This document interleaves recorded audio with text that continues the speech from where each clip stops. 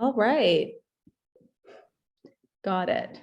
Thank you. Hi, everyone. Good evening and welcome to tonight's FC Talks and collab with our teen training tracks hosted by the Friendship Circle's Alumni Council. We're so excited to be here. I'm the director of the Friendship Circle here. I have Rabbi Morty, executive director, kind of fuzzy in and out thanks to our Zoom filter. But we thank you all so much for being here tonight. Councilperson Strasburger and Heather, we so appreciate you making the time to share your knowledge and experiences with us around inclusive design and city planning. We're eager to learn from you. As you know, everyone on the call, and some of you are new, will learn tonight, the Friendship Circle is dedicated to building a more inclusive community. Our Alumni Council launched the FC Talks speaker series almost 2 years ago, with the mission of raising awareness and creating space for conversation amongst our alumni and community members on important topics as it comes to building more inclusive communities for all of us. And I just think it's so important and such an important collaboration tonight, especially as we have emerging leaders from our high school members on here tonight, together with our Alumni Council who are here and eager to continue making a difference in our community. We've really been interested in hosting a discussion around inclusive design for some time now.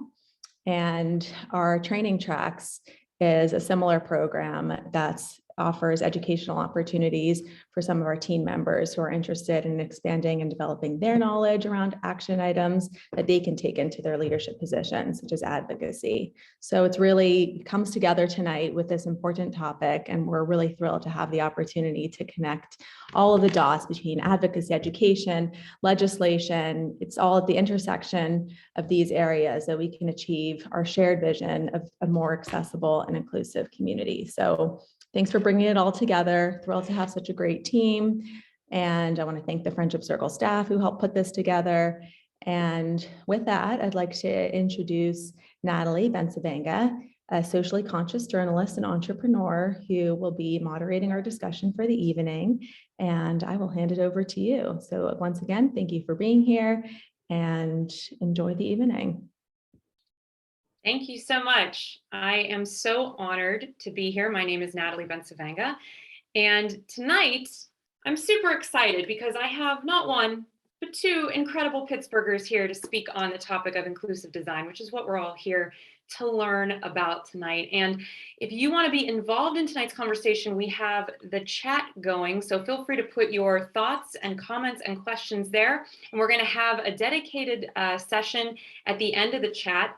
The talk actually, or for about 30 minutes. So we can't wait to hear from you and all of the questions and thoughts that you may have on this topic. But without further ado, I'm going to introduce yet again our two wonderful panelists tonight. First, my good friend, Heather Tomko. She is a disability justice advocate. She is former Miss Wheelchair USA. She's the outreach coordinator at the University of Pittsburgh.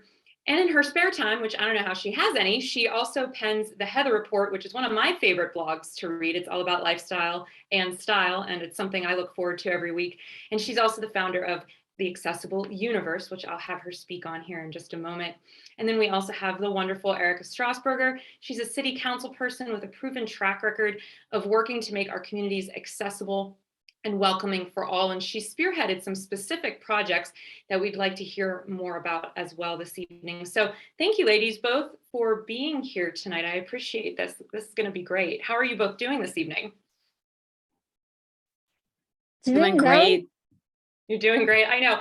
Zooming is always interesting because you can't pick up like the cues and you don't want to interrupt each other. So I promise I'm going to direct my questions at one or both of you at the same time. But I just wanted to just see how everybody was. And, you know, Heather, you and I actually met a few years back. I remember we were at the University of Pittsburgh and we were actually at it was like an accessible bar crawl event. Do you remember that? I remember meeting you. Yes. You were wearing your sash and everything. Yes, I think, started my Instagram boomerang pageant wave trend. So I remember it very vividly. Yeah, it's called the Ramp Crawl, and Oakland Trail holds it every year, maybe for 5 years now, I think. Mm-hmm. Yeah, and what was so interesting about the Ramp Crawl was getting to talk with you and learn about your life experience and recognizing how inaccessible a lot of our neighborhoods and community spaces really are, and noticing that even something as simple as a small step up into a restaurant or a bar, as you told me, is really all that it takes to eliminate somebody's ability to be able to enter that space. So when we're talking about the idea of inclusive design, I found this definition of it online, Heather, and I wanted to get your thoughts on what it means to you to hear this. They say inclusive design is design that considers the full range of human diversity with respect to ability, language, culture, gender, age, and other forms of human difference. What does inclusive design mean to you, Heather? Oh, I think that's a really great definition. I think in a less scholarly explanation, to me, inclusive design is really just making sure that you're thinking of everyone's needs at the forefront rather than as an afterthought, and making sure that everyone feels equal and welcome in the space. You know, I talk a lot about how restaurants will often have their accessible entrance around the corner, down a back alley. I'll enter maybe through the kitchen. And yes, it's accessible, and I'm really glad that I can go out to eat with my friends, but it's not the same welcoming experience that the patrons have coming through the front door and coming to the host stand right away and getting seated. So it's not just the outcome, it's the way that you get to it that is where inclusion really matters. Oh, I appreciate that. And Erica, for you, when you hear Heather talk about what her definition of inclusive design means to her, when you hear that, did that in any way change the way you thought around inclusive design, or what are your thoughts when you think of that definition? It does, because I think that one of the things that doesn't always occur to everyone is that, one, inclusive design for sure doesn't have to be an afterthought and should not be an afterthought. Mm-hmm. Also, it can, as Heather said, but also it can be beautiful. It can be integrated in a way that is actually more lovely and more aesthetically pleasing than the alternative. I think of a meandering ramp to a park or to a public space rather than just a boring set of stairs. What if you added planted designs throughout that meandering path, right? Like just incorporating the artful aspects of design as well as the practical. And the other part that always resonates with me that I have to be reminded again and again is that we brought this up, or someone brought it up. I think it was Alana who brought it up during the call that we all had together before this call, before this panel, that everyone can use a ramp. Mm-hmm. So if you're going to build something, build the thing that everyone can use, right? Just as one example, if you're going to design something, build it for everyone, because there's no need to sort of segregate out one versus another. If everyone can access a certain way of entering a building, getting to a park, getting to a public space, then why not incorporate just that into the design?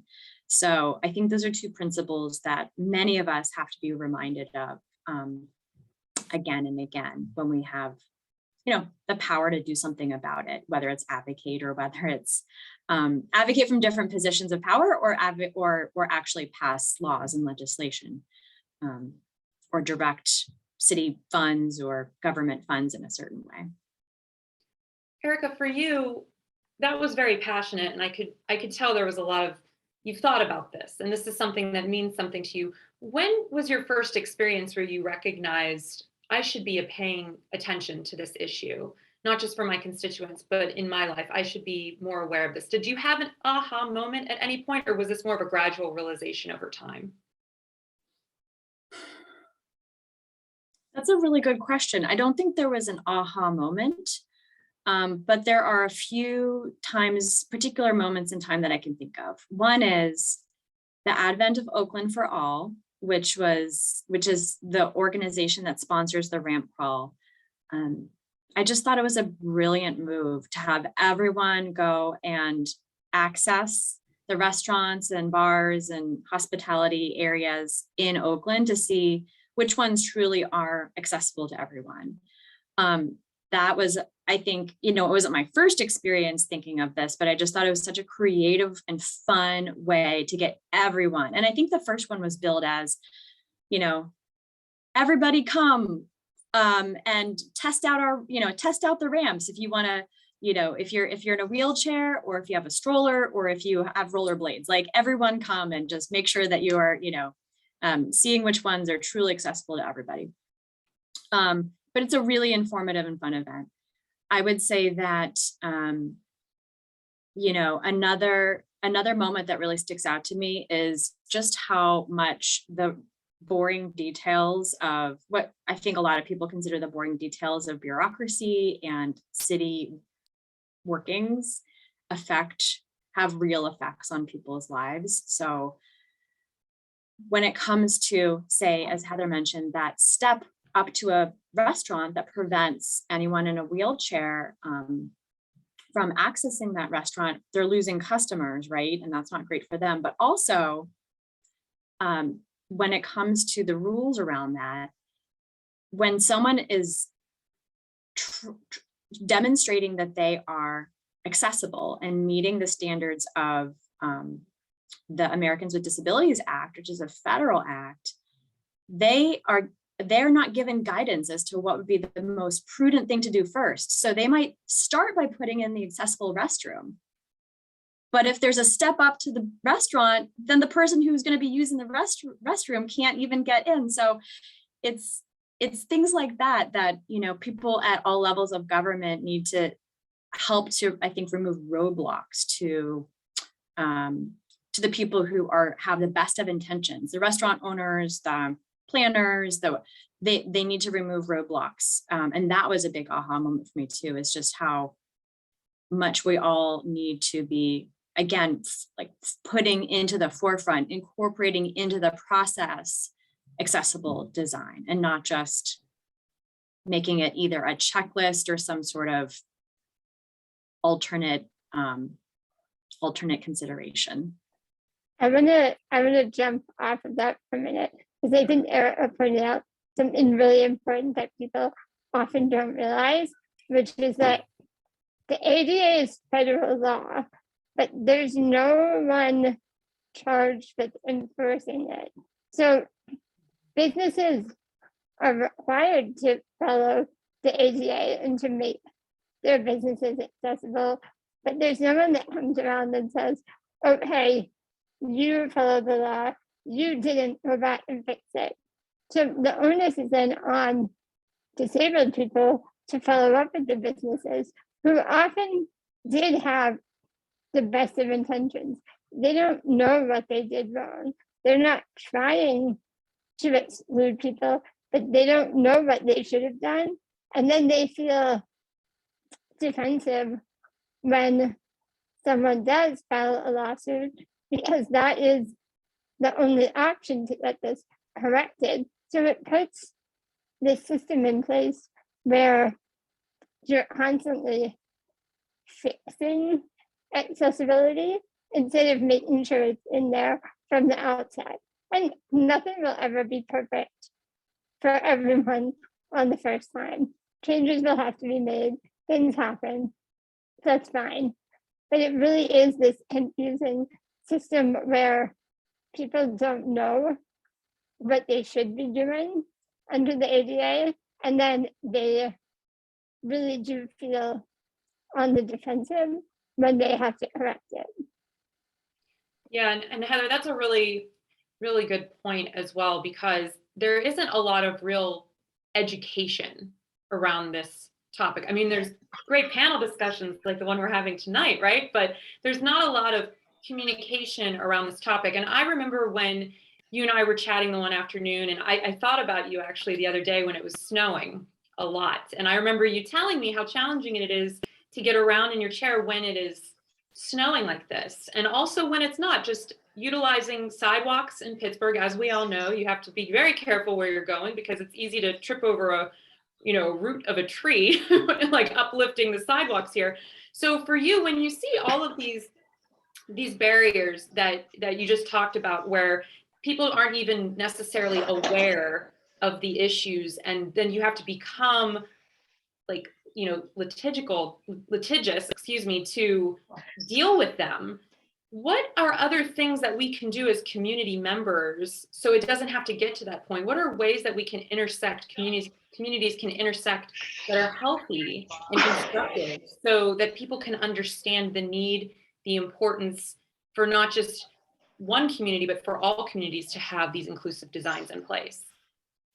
So I think for the winter especially, shoveling your sidewalk is maybe the biggest small action you can take that has an incredible impact on accessibility. What you can't see on Zoom is my 200-pound power wheelchair. And the tread on the wheels are pretty good, but not good enough to get through an inch of snow on the ground. And so I look like I'm playing Frogger when I walk around, where I cross, go a little bit, cross back, go a little bit. And people don't realize that, my wheels can't just go on packed down snow like your snow boots can. And I think a lot of it is small things like that add up over the course of a day. If I try to park somewhere and the snow has all been plowed into a 1 foot mound on the curb of the sidewalk, well, my wheelchair ramp in my car comes out on the side. It also cannot get through and even a few inches of snow. So then I'm circling the block trying to find a clear space. So being aware of your surroundings, and if you work in a business downtown and you notice that your sidewalk isn't clear, or your parking spaces are covered in snow, escalating that issue to whoever is in charge of the building, so that I don't have to be the one to always be bringing up accessibility. That is huge. Yeah, thank you for that. And Erica, I wanted to get your thoughts, because we're hearing, some of these issues that need to be addressed in our communities. And as we know, it comes down to prioritizing and providing resources and funding.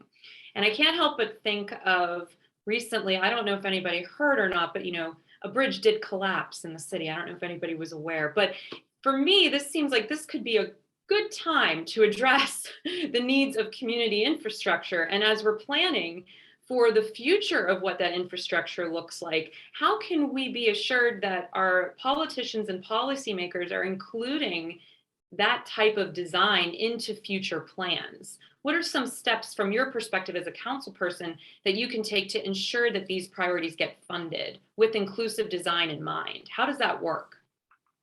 Yeah, and it's going to take a lot of different departments and people putting it at the forefront to make it happen. But I think we have a few things going. One of which is, when we're talking about public infrastructure, we're talking about our streets, for instance, which seems to be kind of what we're focusing on for the time being. At least with streets, the city of Pittsburgh passed a complete streets policy several years ago that says that when we are redesigning a street, we have to make it as complete as possible. And that's going to look different for every street. But for those that could, the kind of ultimate street that I can point to right now is Bigelow Boulevard at Pitt's campus, right? It has a sidewalk.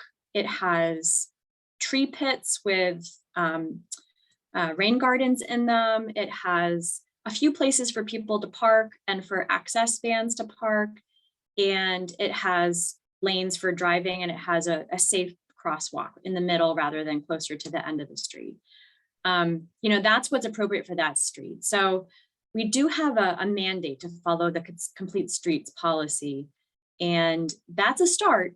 But I think the challenge is, I always feel defensive saying this, but it's just the reality that we are a city of 300,000 that in its heyday had 600,000. And so we have the property taxes to pay for infrastructure that should host 600,000 taxpayers, but we're only 300,000 strong. So the money has to come from somewhere. So that's where my mind always goes. We need to continue to encourage more people to come here, but it's a chicken and the egg question. We need more people to come here, but we want to make it accessible and inclusive for everyone to want to be here.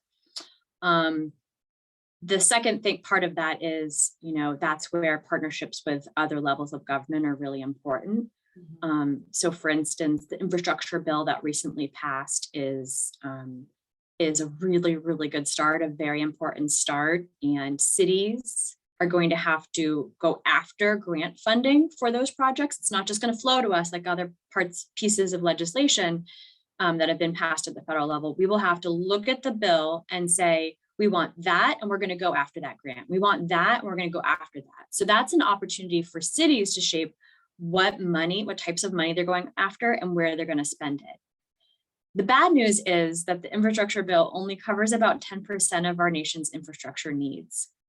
So we're going to need ongoing funding to be able to do not only all the bridges that are in poor condition, but also starting to think about, like, what if it weren't up to every homeowner to maintain their sidewalks?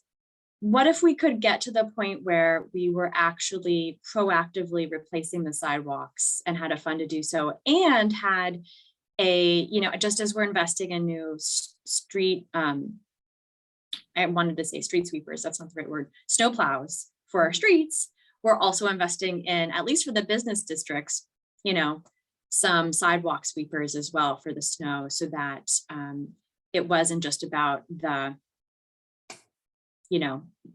relying on the good nature of people to shovel their own sidewalks, many of whom do.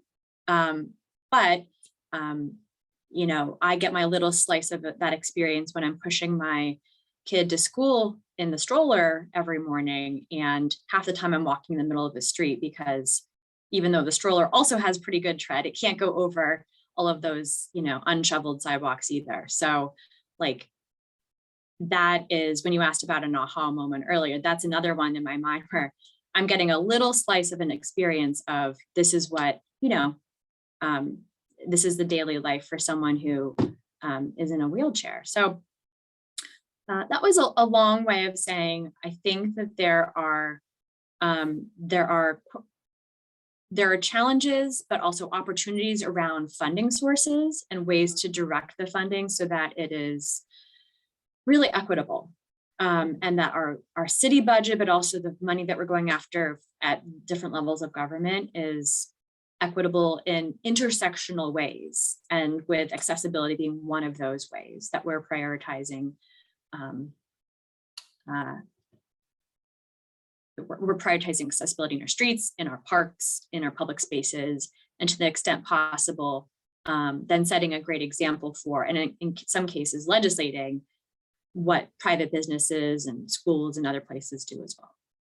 And I think bringing up the fun factor is important, because when we're talking about inclusive design, we are thinking about spaces that are joyful and places for people to connect, like city parks. And with the Pittsburgh Park Tax, right, there's going to be that extra influx of money coming to it. So Heather, when you think of fun spaces that are inclusive, and we're talking about our city parks being green spaces where people can gather and enjoy, what are a few things on your wish list, that you would like to see implemented in a new park or in a pre-existing park with some updates?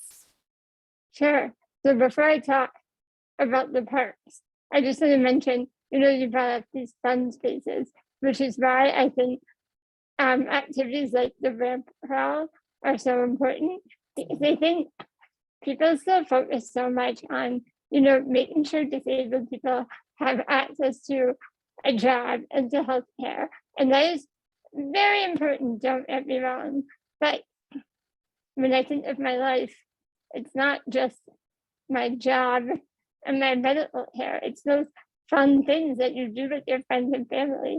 And that, I think, is where people tend to forget that disabled people want to do the same things that everyone else does, which is why, enjoying green space in the city is equally important. Like those parks are where you go to relax or have a picnic with friends. And so for me,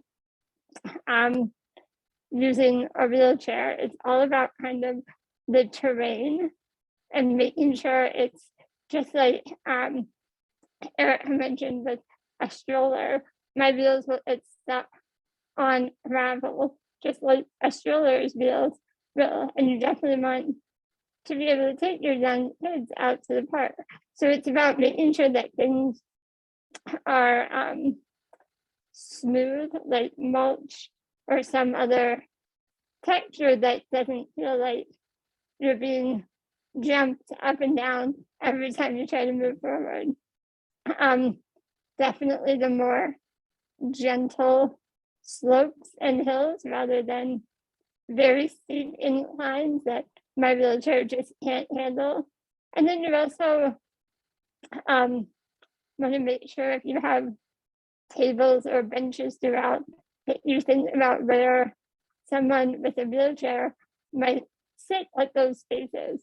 I see picnic tables with the benches attached, and those are my nemesis because it can never get up to the table then to eat with my friends. So it's just about being really intentional. And then something that I mentioned when we talked about this on our little pre-call is making sure that the information about accessibility is available somewhere and easily available so that I'm not sitting at my computer on a Saturday morning Googling, does Finley Park have an accessible restroom? Where is the accessible restroom? Is the accessible restroom locked and am I to hunt down a key when I need to use the bathroom? Making sure that any and all information is really easy to find. It's hugely helpful in letting me decide how and where I want to spend my days. I appreciate you sharing that. And since we were talking more about the sort of the wish list, now let's talk a little bit more about a concrete example. So Erica, you worked around the Whiteman Park renovations. Can you talk a little bit about how inclusivity in that design was put into action?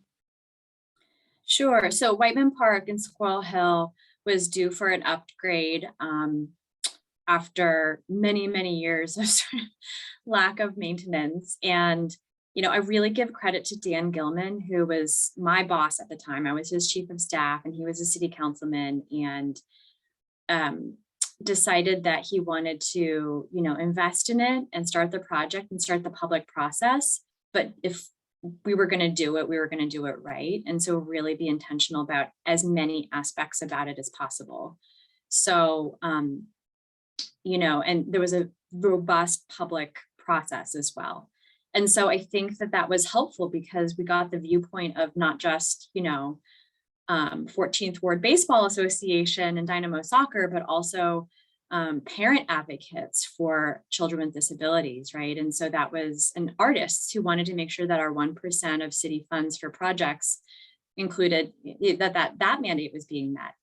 So I sort of took over as council person through that process, but we were fundraising, we were getting all the designs together, and I really, really give credit to our public works landscape architect who works for the city of Pittsburgh and who kept all of these priorities at the forefront. And so when it came down to the entrances, but also then choosing the play structures, and then working with parent advocates, disability rights advocates for the accessible restroom, that she was really just kind of continuing to uplift voices and making sure they were heard. So this is a park that now has an accessible restroom with an adult changing table. It has a wheelchair accessible swing and also a couple of swings with harnesses on it. And then I think the things that people wouldn't notice, there is a ramp that leads into a couple of ramps that lead into the park from different directions. So if you're coming from one street or another street on the corner, it doesn't matter where you're coming from, and all the way around the track. But the things that people might not notice are, for instance, underneath some of the steps are handles. So you can use your upper body strength to pull yourself up and play underneath. There is a sort of cocoon shaped spinning merry-go-round that allows anyone with sort of, on the spectrum or with various sensitivities to be able to kind of have a cocoon safe space to play if that's what they're wanting in that moment. Little sort of fun musical instrument type things at a lower level that you can play with anyone who would want to, kind of sing through or speak through one area and you hear it in a structure in another area. So just lots of little details. And again, I give credit to Andrea Ketzel. I can't say her name enough because she's our landscape architect who has been doing a lot of the park renovations, and I think was able to then use the Whiteman experience and translate it to transfer that experience to other parks that are being redeveloped in other parts of town, and keep that at the forefront.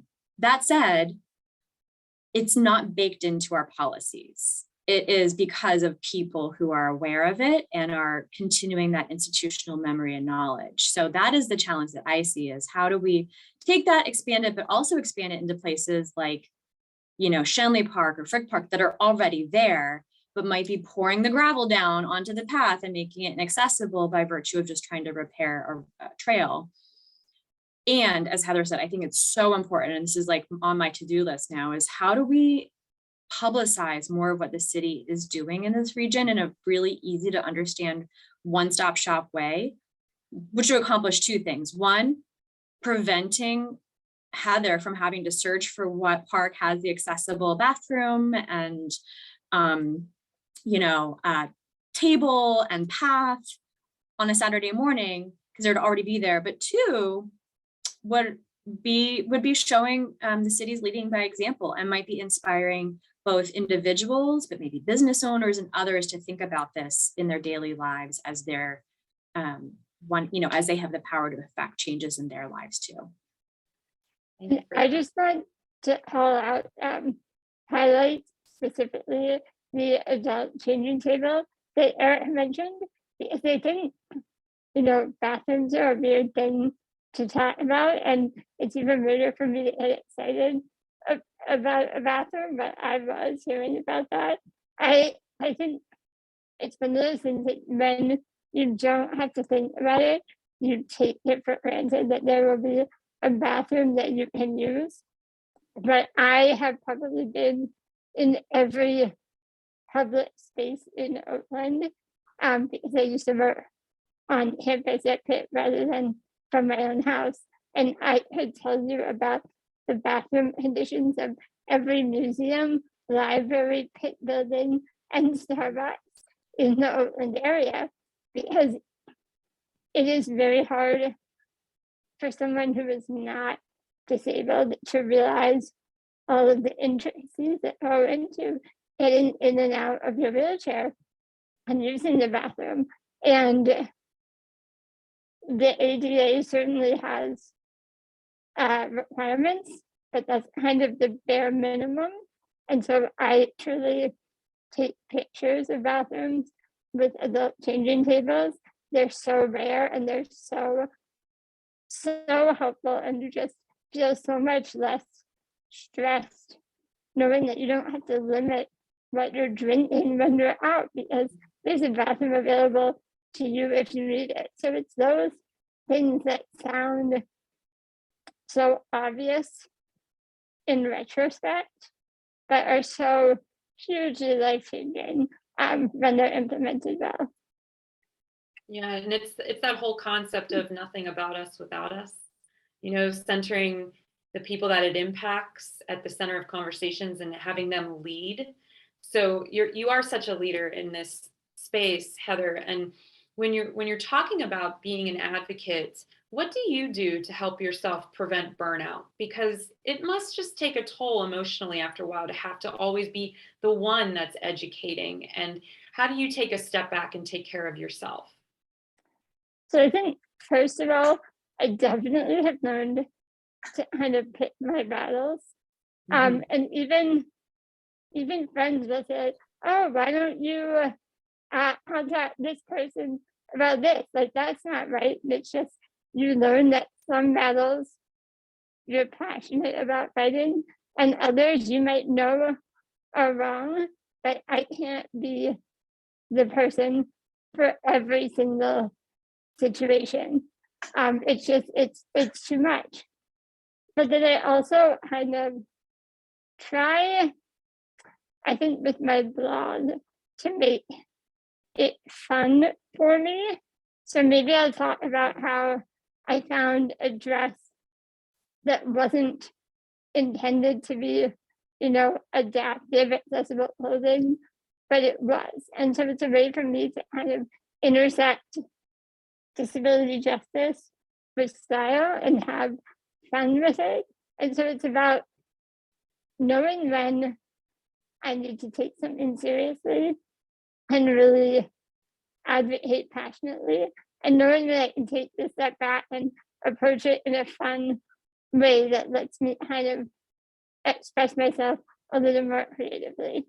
And also, I think, knowing that I have found a great community of disability advocates in Pittsburgh, where I feel like I don't need to be the only one, because there are other people who are just as passionate and who will take up the charge if I don't have the energy to do it.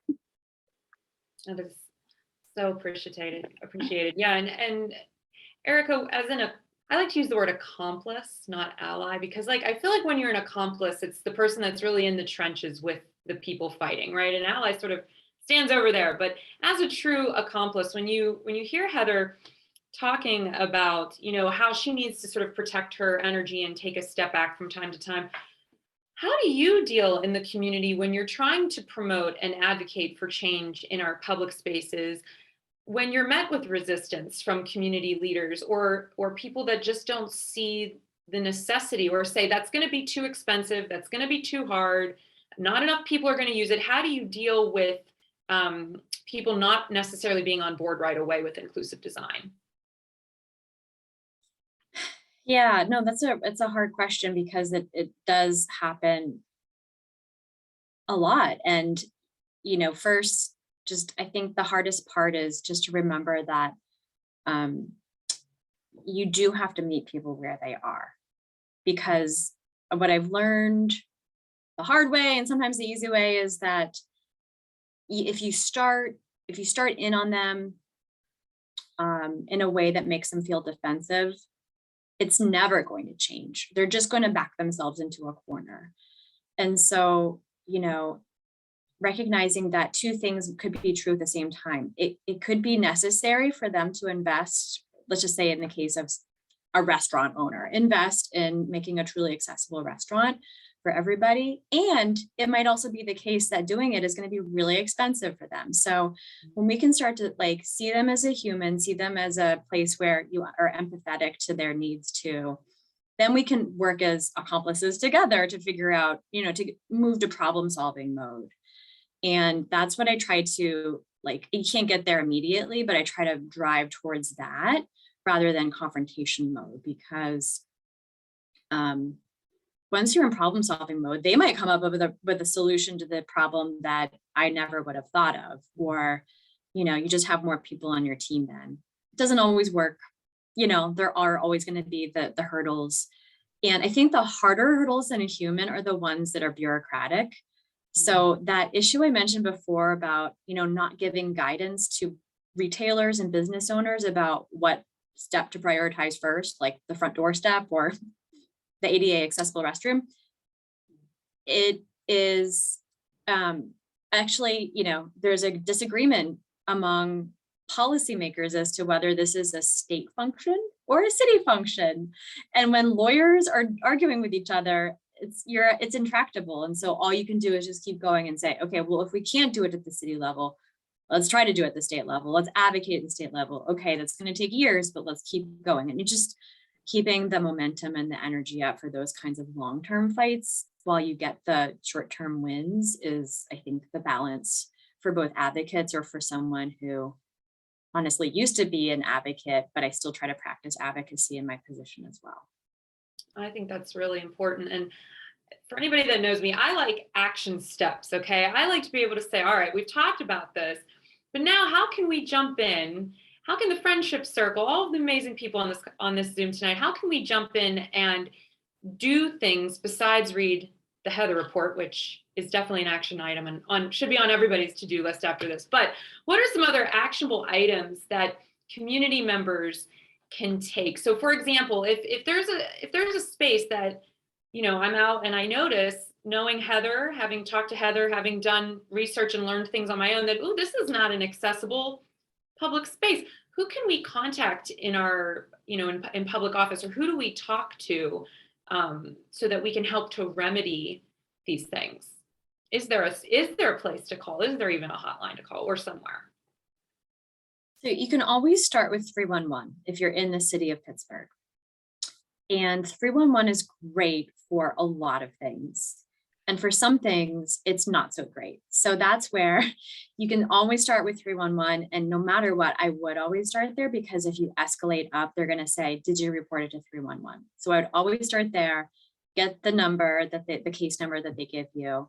And then you have a couple of options, and you can both call, just dial 311, or there's a way to go to the City of Pittsburgh website and you'll see 311. There's a web form as well. Then you have a couple of places that you can go. If you happen to know the district, the city council district you're in, and I'll include a link to the maps of the district so you can look that up in the future. It's a GIS map. You can contact that city council member and they can sometimes help you. And that's what my role is in part. I am there to help connect people with resources and solve problems. Another person you can contact, we actually do have an ADA coordinator for the city of Pittsburgh named Hillary Roman. And I want to grow her office. That's another way that we can direct funds, is to, I know she wants to as well, make it from a one person running the whole, all, you know, coordinating all issues and all departments on this one topic, to a whole office. So, but for now, that's another person you can find. And you know, if you're not sure, if you forget her name, or if you're not sure who you're asking for, you can always ask the city council person or the mayor's office. You know, I'm looking for you to direct me to the name and the contact info for the ADA coordinator for the city. Those are some city steps, but I know that there are many, many more that Heather can speak to as well. Yeah, Heather, do you have any thoughts to add on ways people can get involved? Are there committees or educational groups or action items that people can do?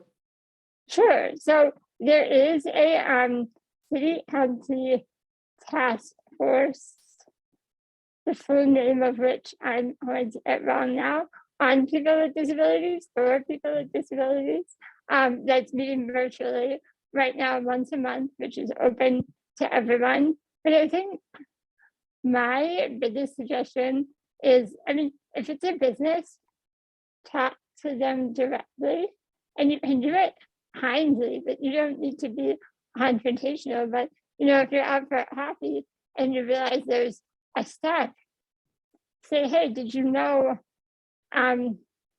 people in wheelchairs can't get into your building? Do you have a ramp? Would you be interested in buying a ramp? You know, not everything. While yes, a permanent ramp is the ideal solution, a temporary ramp that an employee comes out and puts up at the door is infinitely better than no ramp at all. And those are probably under $100 on Amazon. So there are solutions that businesses may be able to easily take if they're kindly prompted and reminded.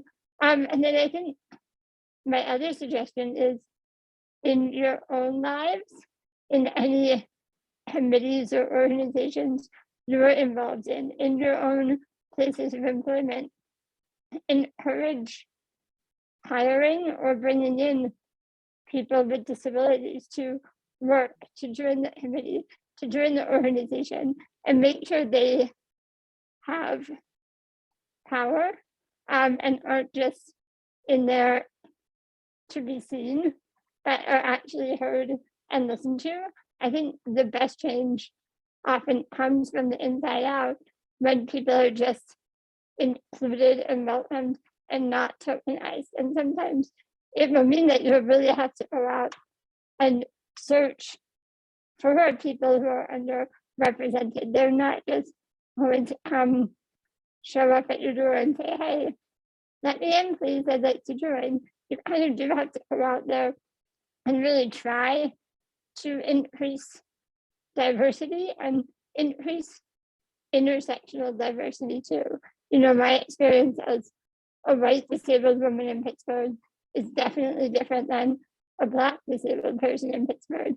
So you really want to be as inclusive in your own organizations as you can and really advocate for increasing that diversity.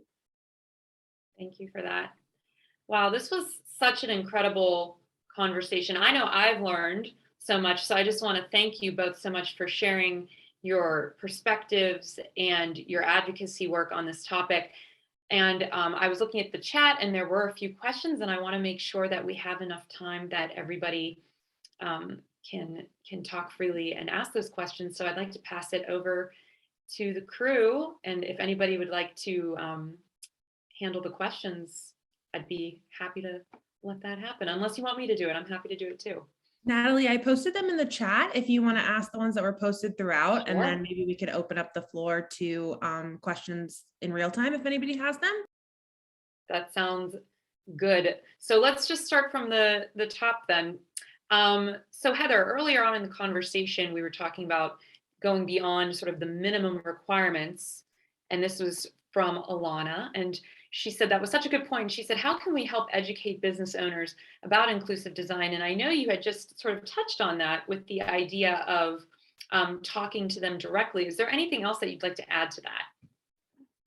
I actually don't know if there are any really good comprehensive resources. I would need to check. I do a lot of this just based on my own experiences, because I found sometimes personal anecdotes in these cases can be more heartstring tugging than statistics in actually getting people to make changes. So I wish I had a better answer, but I actually don't know about comprehensive resources that might exist. Erica, do you know of any resources? And if you don't, that's fine. I was just curious. There is a city-county task force on disabilities. And again, I think that our AGA coordinator would be the person to ask for the resources that might exist, but also the task force is another place that you could, I don't think they're actually posted anywhere, but would be people, human resources that would allow you to, ask questions to folks who might, might either rely on that or, maybe put together a resource guide. I love that. I'm hearing it, it's in the ether. It's going to happen. This is wonderful. So Masha asked, in addition to helping educate business owners about inclusive design, how can businesses get education on the Workforce Innovation and Opportunity Act and inclusive hiring practices? We talked a lot about public spaces. We didn't talk quite as much about individual workplaces. Would either of you like to weigh in on that? I'm probably going to say again, I think a major issue is that there aren't a ton of great resources about a lot of these. I think partially because inclusive hiring can be, a lot of these are gray areas and really individual, like the accommodations that I might need would be totally different than accommodations someone else might need. That's not to say that there shouldn't and couldn't be better general guidelines, but I don't often come across things that I read and I'm like, oh, yeah, this is a really great comprehensive resource. They may exist, but I don't see them very often. Erica, any thoughts that you'd like to add on that? Well, I'm thinking of the city's power to convene. So, you know, for instance, our permits, licenses, and inspections department has the power to say, we're going to provide resources to you. This is something I'm dealing with in a different sphere. Resources to you to show you how you can comply with the Pittsburgh new lead law, right? So that you're complying with lead safe demolitions and lead safe building. I think similarly, we have different departments, and whether it's the ADA office or whether it's our commission, it's not even a city department, it's a city commission on human relations, which takes every sort of complaint where someone might have been discriminated against. They also are out there in the community informing employers and informing people as to their rights, but also employers as to their responsibility to make accommodations. And I think this is a really great idea to possibly have a really sort of positive, forward-looking, I'm empowering you as an employer as to how you can, you know, practice this, and not just about avoiding a lawsuit or avoiding a complaint, but actually proactively bring, you know, folks with disabilities onto your staff, resources, what it would take. Like, I think that they would be a really great candidate for hosting an event like that. And we get a lot of interest. Yeah, definitely. And when we were talking earlier on, you know, actual money and prioritizing and what actually gets funded, Alana had raised a question: how does the city decide what funding they're going to go after? Are community members involved in this decision in any way, or can they be? This is new ground for us because we haven't had money flowing to the city in a really long time. Now, there are issues and problems. I see them as problems with the way that we include the public, in the way that we craft our budget, and in the way that we crafted our sort of addendum to the budget using the American Rescue Plan money. And so that needs to be fixed. And I'm working with some folks from the Heinz College, a class from the Heinz College, to see if we can't figure out a way to be more inclusive about that whole process. But I think you're right, tied up in that has to be a conversation and a redoing or a template for how we are inclusive with the public about how we go after money. So I'm still in the phase of learning what grants are going to be available or are currently available and where our priorities could be. You know, it's everything from broadband to every household to, you know, hard infrastructure like bridges, but also like public steps. What are the different categories? And then, yeah, we need a public process that I'm sure our new mayor would be on board with, helping to create or creating himself with his team to say, these are our options, you know, tell us what's important to you to go after. And that would be really important to be broad and comprehensive in the way that it's done, so it reaches the most number of people. Thank you. And Heather, you had mentioned a little bit about adaptable clothing. I need you to expand on that because that sounded really interesting, and I've not heard much about adaptive clothing. Can you talk about it? Sure. So there are, I think, more strict and less strict ways of thinking about it. I think in the strictest sense, Target has done a great job of including it in their stores and in their clothing lines. So it's thinking about things like how you get clothes off and on. So I can't get dressed by myself. I need help. And the process of putting a shirt on by yourself is much different and simpler than having someone else help you. And, you know, put it over your neck, lift this arm, lift that arm, all while you're trying to not fall over in your wheelchair. So things like shirts that have magnetic closures up the back so that you can just slide your arms into it and then close it so that you don't have to struggle to get it on and off. Target makes some really cool jackets that have zip on and off sleeves, because jacket sleeves are the most challenging thing to try and maneuver. But then, and they also have kind of spaces for if you have a feeding tube or an insulin pump, making sure you can access that easily without having to completely get undressed in the bathroom. But then for me, it's also that in between area. So I'm sitting all day, and clothes look very different sitting than they do standing, and they fit differently. So I look for things that kind of flow nicely. And because I had a spinal fusion surgery in middle school, my torso will never be any longer than it was when I was in 6th grade. But I don't really want to wear the same clothes that I wore in middle school. So having, tons of size ranges.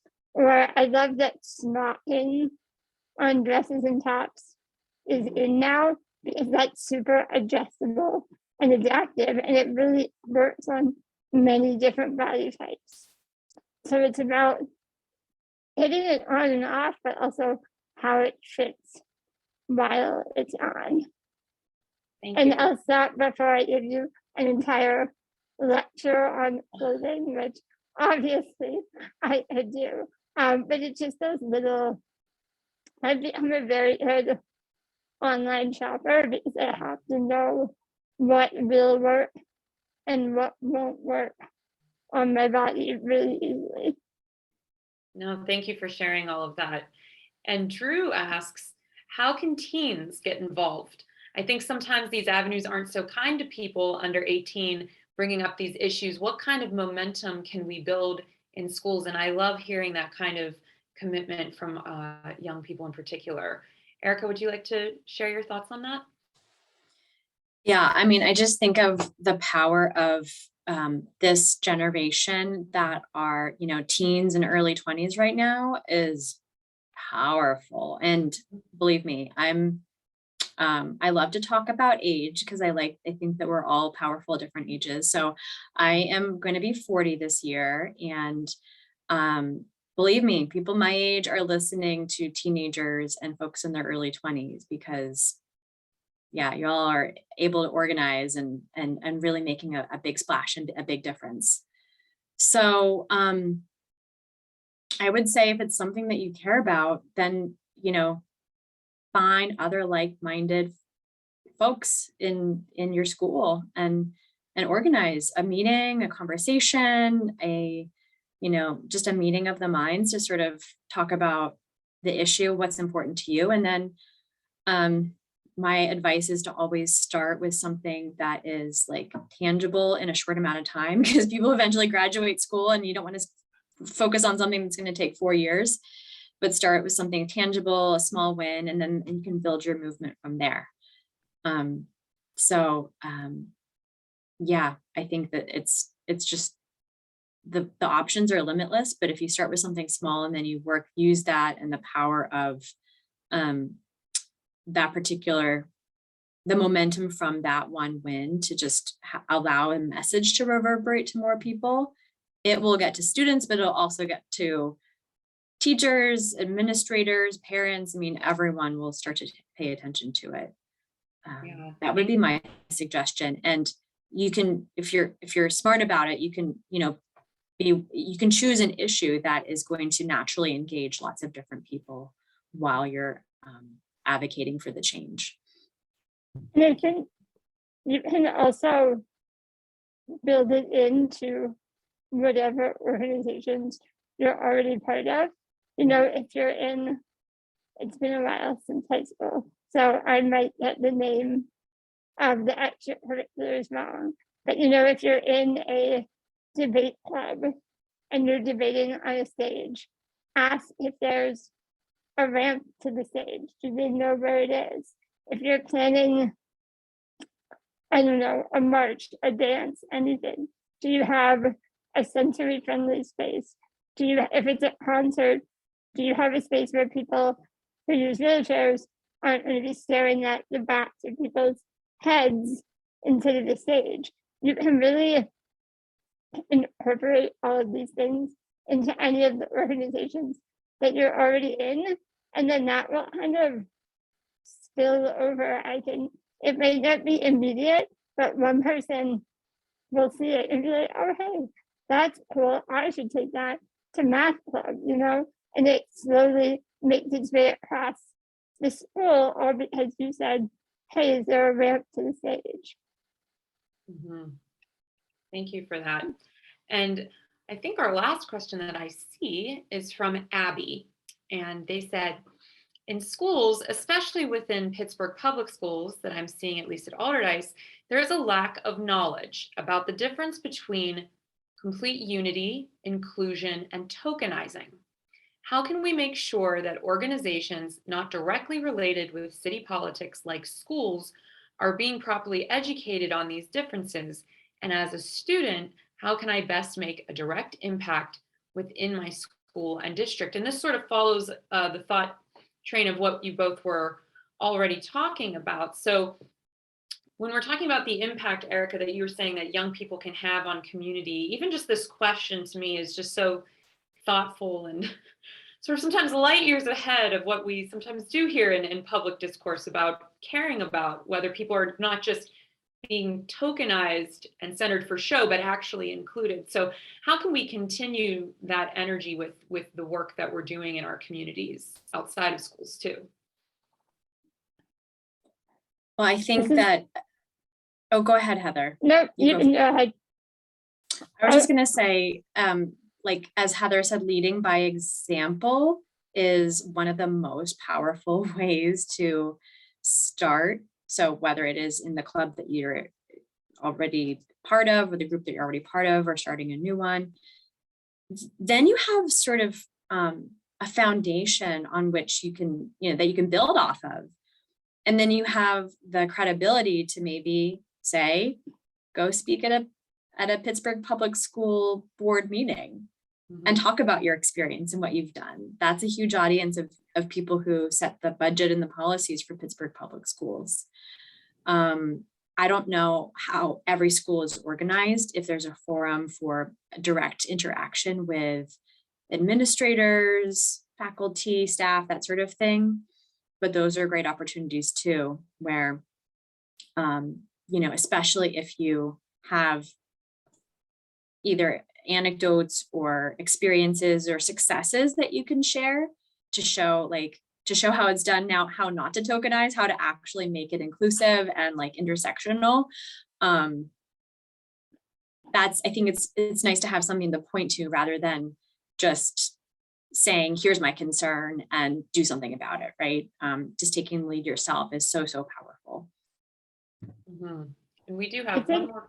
Oh, go ahead. I just want to mention, I think that question about inclusion versus tokenizing is so such an amazing question. And I think it really is something that can change all the time, depending on the situation.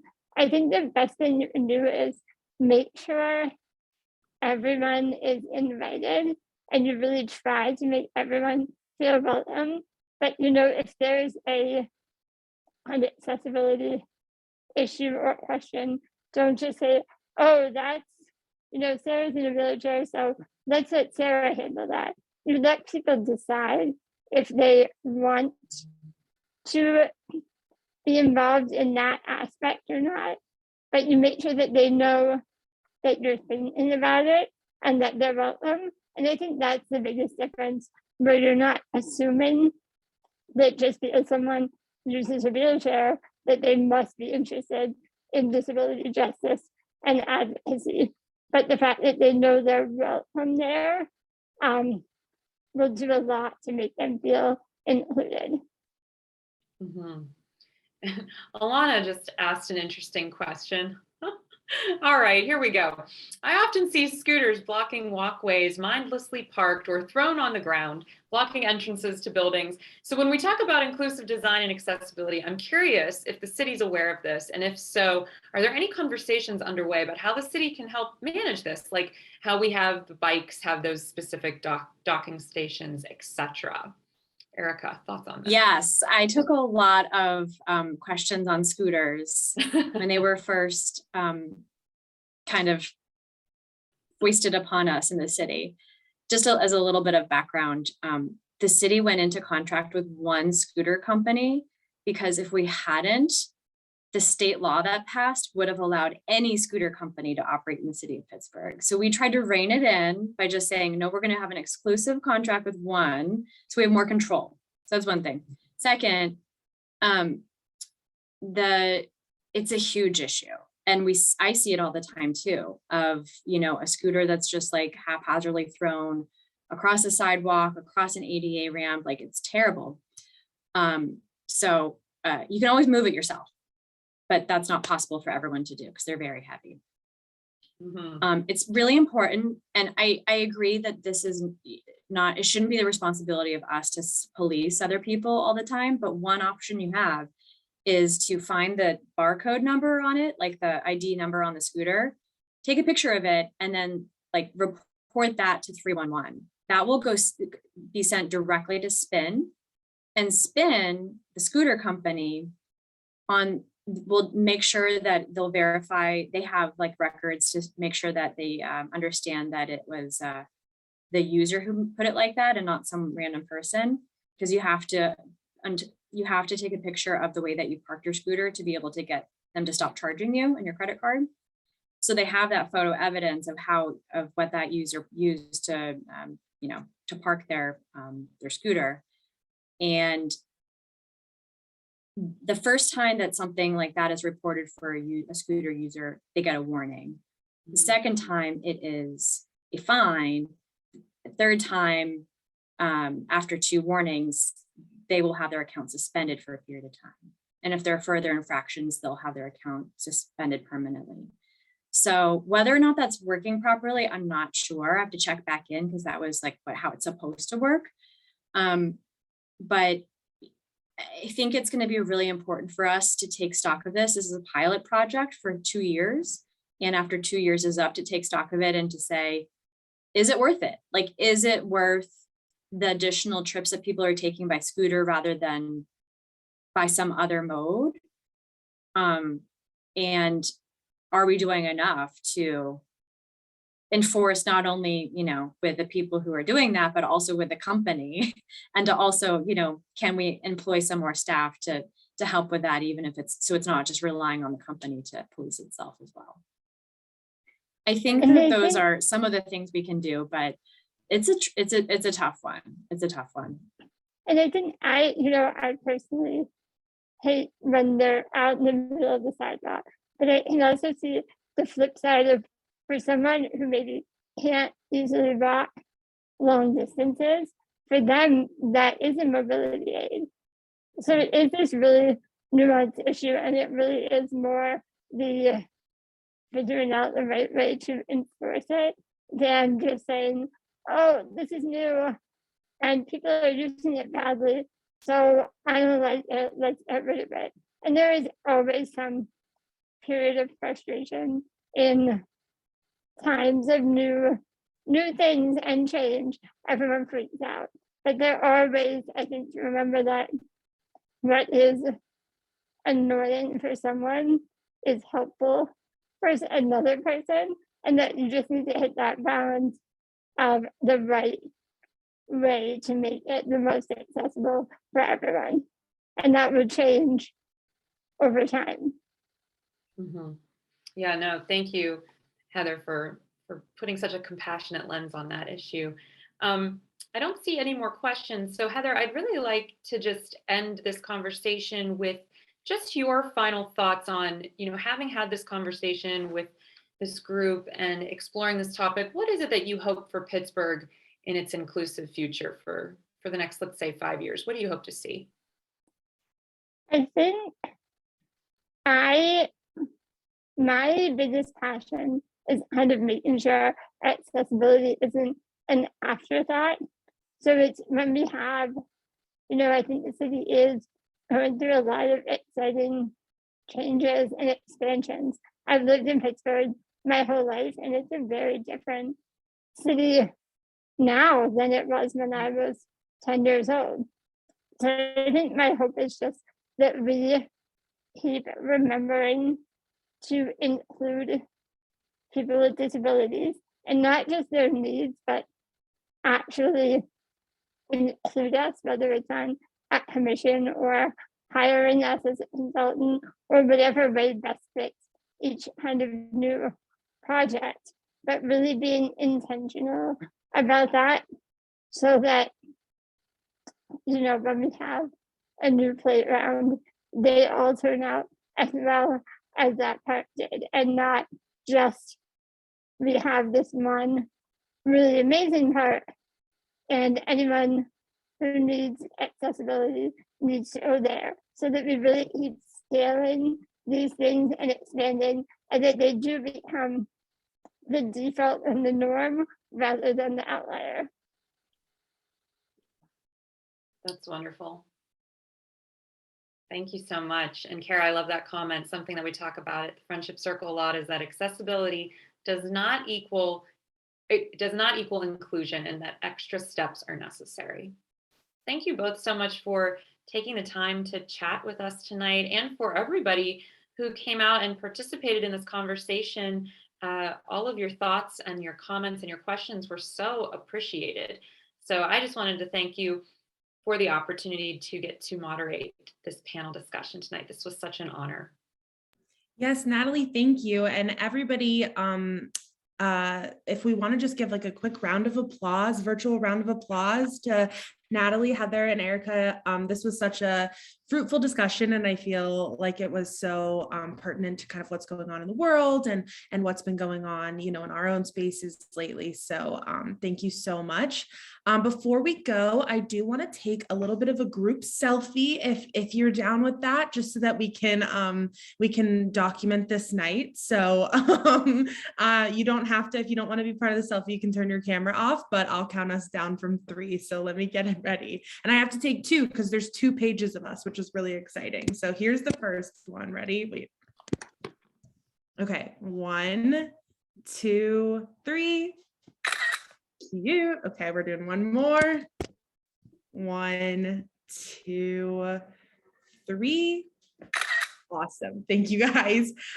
Just a quick reminder that our next training tracks will be on Monday, March 7th, and that is also a virtual only. So I'll keep you guys posted on the speaker and topic for that. But like I said, tonight was really amazing. So thank you everyone for joining, and I hope you all have a great Monday. Bye, everyone. Bye. Bye. Thank you. so Have a great much. night.